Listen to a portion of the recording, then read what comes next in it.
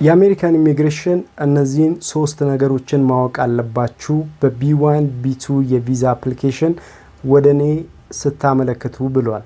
የመጀመሪያው ነገር የቪዛ ማስያዣ ነው። ይሄ ማለት $15000 ድረስ ማስያዝ ይጠበቅባችኋል ብሏል። በሁለተኛ ደረጃ ሐሰተኛ ዶክመንቶችን ማስገባት የለባችሁም። ያ ማለት የልደት ሰርቲፊኬት ሊሆን ይችላል፣ ባንክ ስቴትመንት፣ የሜዲካል ማረጋገጫ ሐሰተኛ ዶክመንቶችን ማስገባት የለባችሁም። ከዚህም ጥንቃቄ ማድረግ አለባችሁ ብሏል።